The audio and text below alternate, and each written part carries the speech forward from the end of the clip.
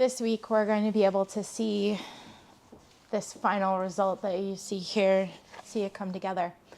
And the collaboration that we did in order to make it was a joy to be a part of. Narwhal Labs is a makerspace, and makerspaces are all over the country, even in small towns. Usually they're run by libraries or schools. In the case of Narwhal, they're run by a company using it as their R&D department. But it's a membership-based thing that you can be a part of. Sometimes people join makerspaces not as a curious person, but as a person able to lend their expertise as well. So whether you're an experienced person all the way over to being curious about fixing a little electric doodad in your house that you want to make last longer, I hope you look up your local makerspace and support them by becoming a member, or maybe by lending your expertise. So let's see how this gets here.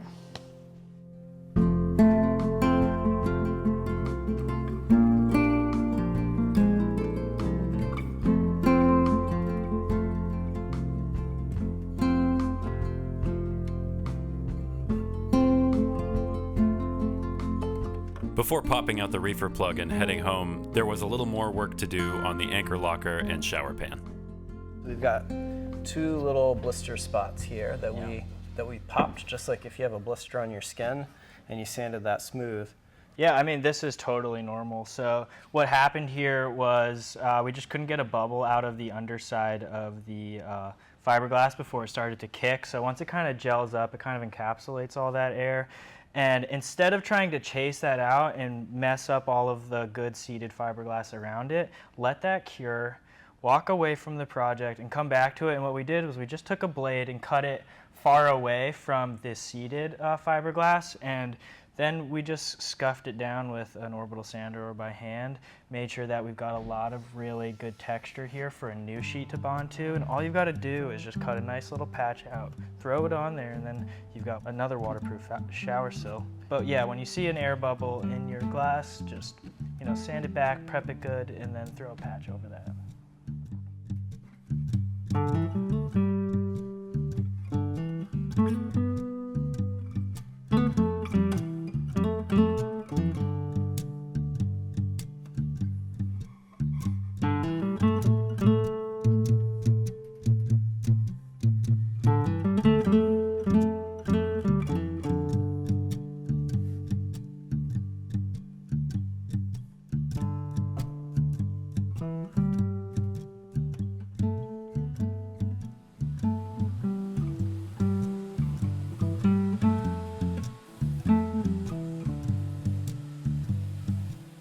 So all I'm doing right now is just chasing any of the cracks and any of the delam in the plywood or any holes that we had in the layup, the glass. I'm just gonna blend it with a scraper to shape, and we're gonna glass right over it. You'll never even know it was there.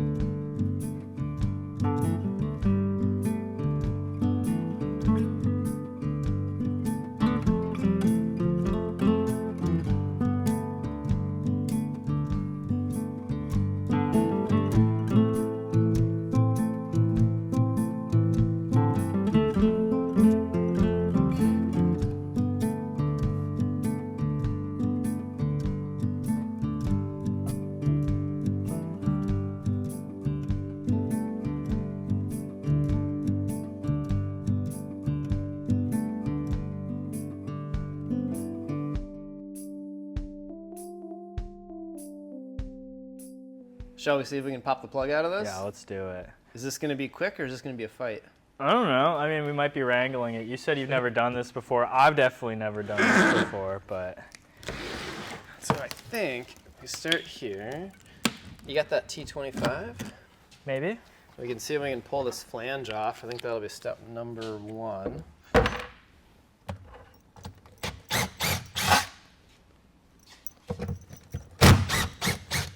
And then what's next? I think that the whole flange might be able to be broken off.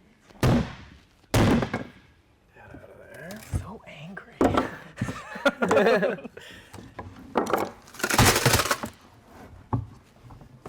Yeah, you want to pull there? Yep.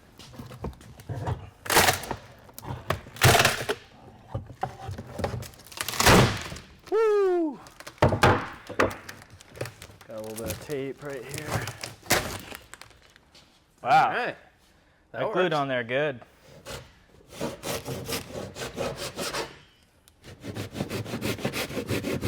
Just want to cut into the glass.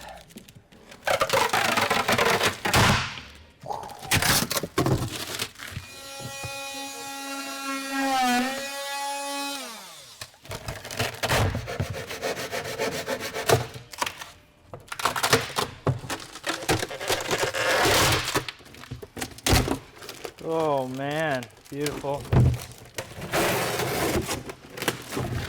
All right, do your magic on this side.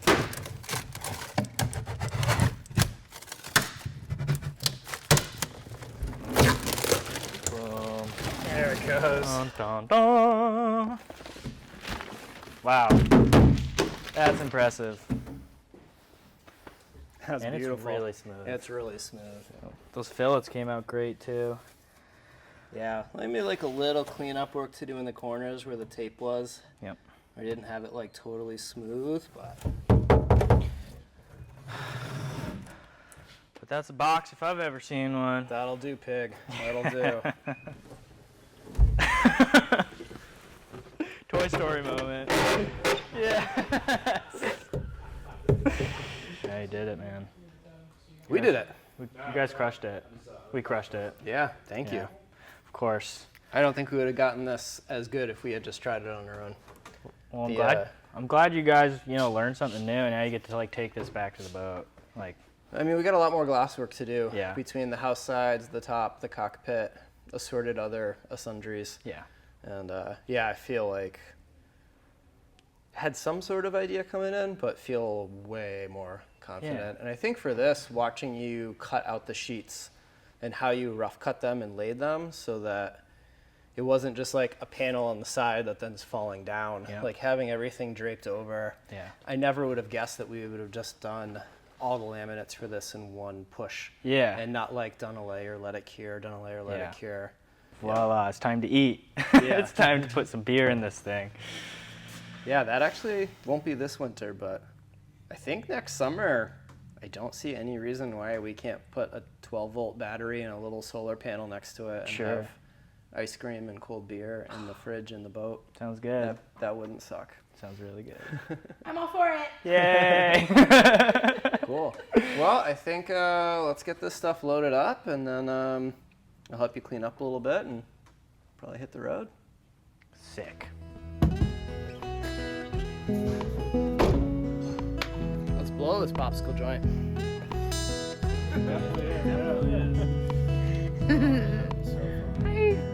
Thanks for coming to Nowhere Labs. That's a wrap.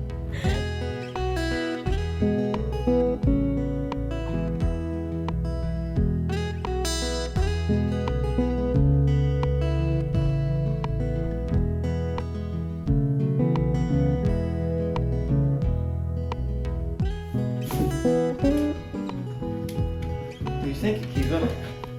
Will that work for the shower pan? What do you think?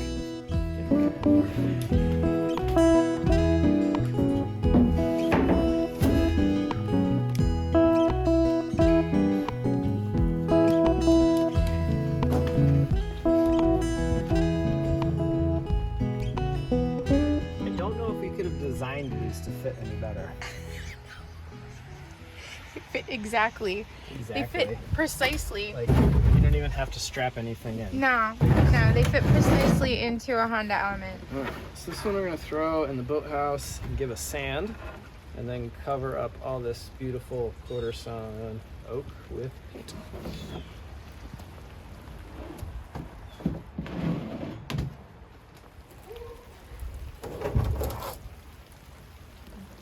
It's nice and dry under here.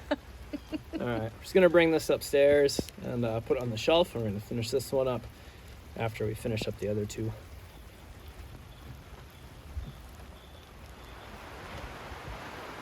I am so happy with how this came out. It's really beautiful. Like, so happy. It's really something. It's hard to show on camera how smooth it is. Yeah, there's a couple little, like, there's a crease here from where some tape was folded. Same thing, there's a little bit of work to do in some of the corners. But yeah, for the most part, it's really, really, really smooth. Also, it's not supposed to necessarily be weight bearing with nothing behind it. And I think that, like, once there's, you know, the insulation isn't hard, but it's enough to back it to keep anything from happening. Like, this is not going to get punctured by anything. I should hope not.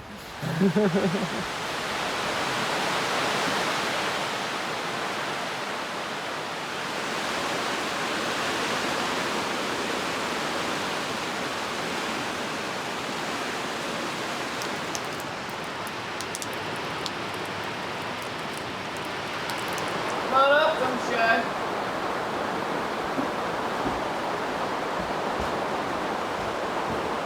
A little moist out, man.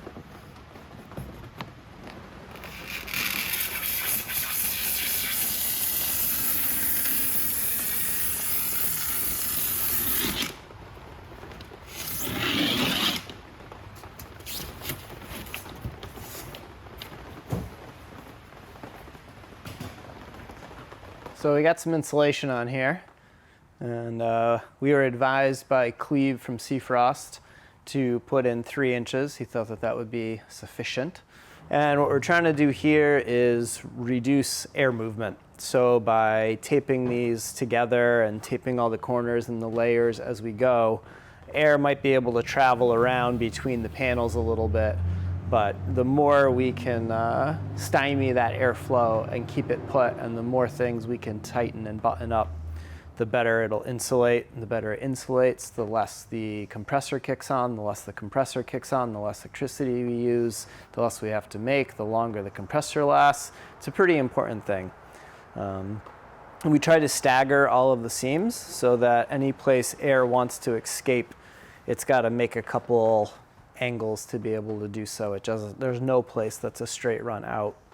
And as you can see, we've left the very bottom off, and that's because we can't get a perfectly tight fit between the fiberglass and the foam, and we are waiting on some pour foam. So we're gonna mix that up, pour it on the inside here, fill up every nook and cranny, and then we'll install the bottom and tape all of that up. And then this whole thing will get fiberglassed and then painted. We got to do a little fairing and painting on the inside. And then eventually we also have to make a lid for it.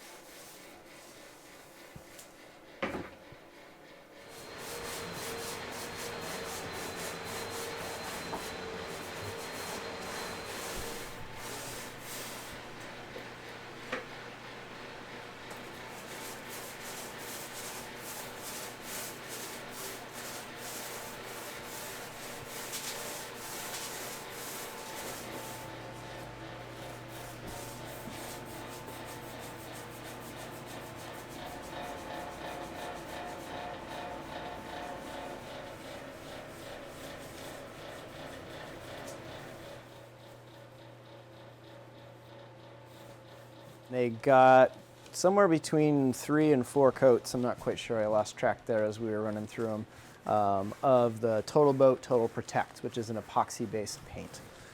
So that the epoxy-based paint itself should be waterproof, never mind the fiberglass and the epoxy underneath it. So this should be pretty solid.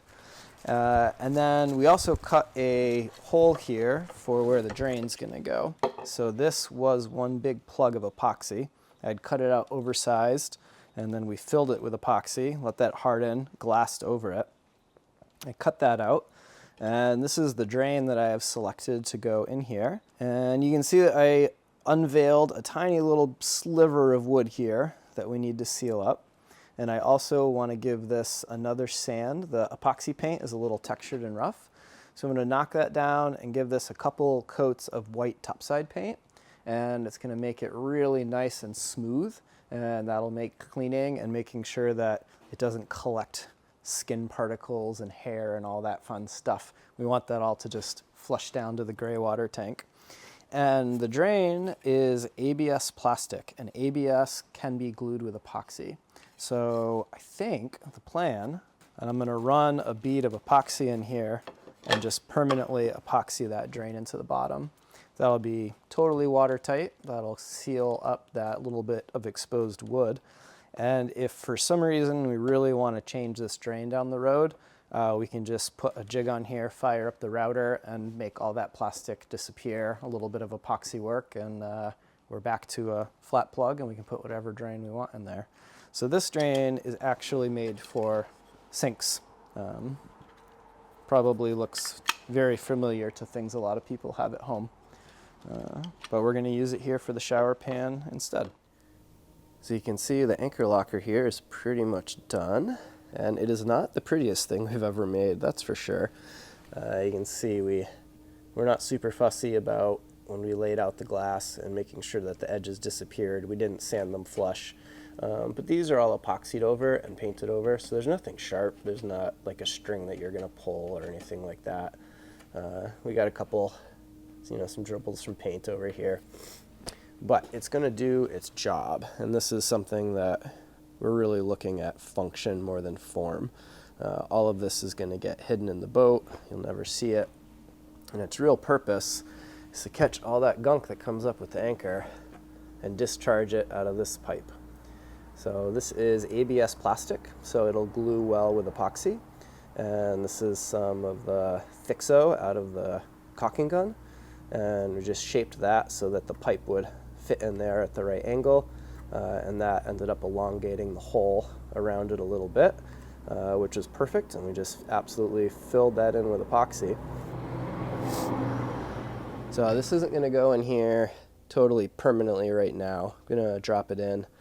We're going to want to take it out later and clean up in the bilge, and we're going to have to connect the drain hose to it, and some other things, but I want to see how it fits, and this is the most out of the way place for it to hang out until that time comes to get it set up and finalize it.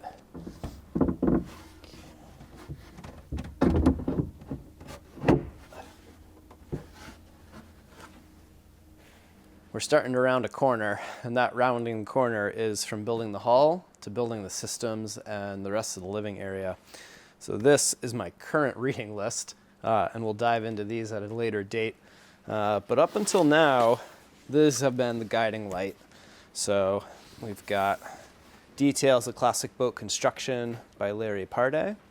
And he built a sawn frame boat and uses bronze strapping and bronze floors and bronze knees. And then there's the Elements of Boat Strength by Dave Gurr. We've got a couple other Dave Gurr books in here. And this was really great for helping to figure out scantlings. So when Atkins says, attach the planks with galvanized boat nails, Gurr was the one we went to and say, how big should the rivets be? So a bit more technical. And then the one that really made it all make sense is How to Build a Wooden Boat by Bud Mcintosh.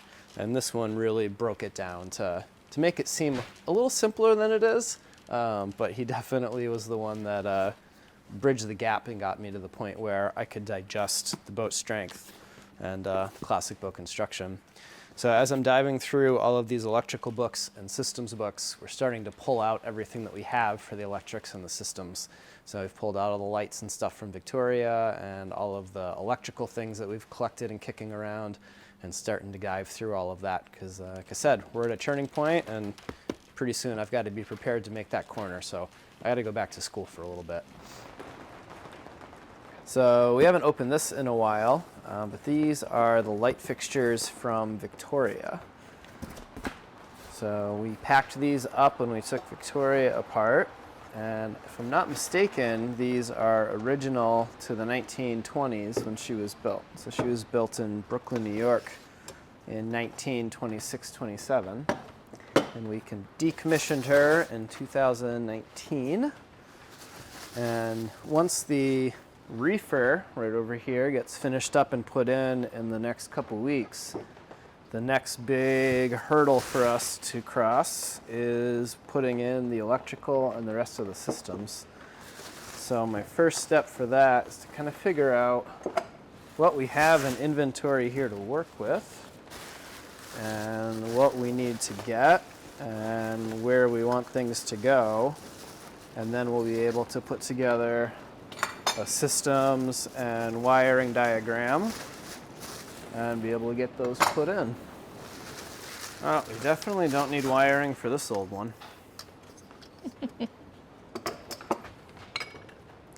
So you can see these are wired for a normal incandescent bulb. We want to switch these over for LEDs. And we could just screw an LED bulb in there, but these are in pretty rough shape. Wiring could use to be updated. Connections are mildly corroded.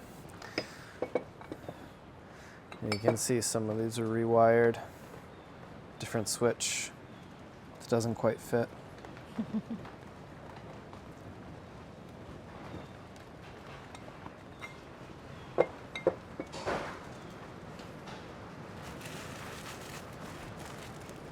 And then same deal with these.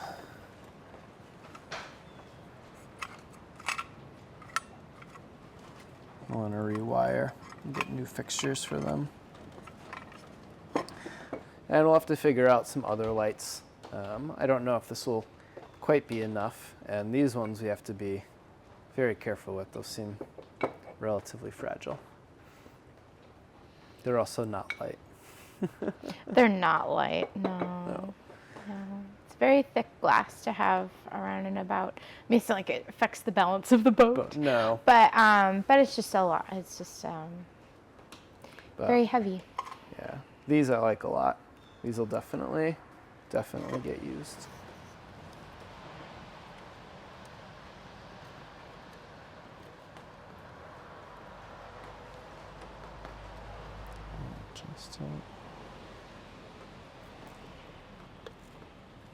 This is an alarm too that you can pull. Huh, it worked last time we had it out. Doesn't seem to be ticking now. Does it need a lot of force behind it? I hate to overwind something, but Yeah.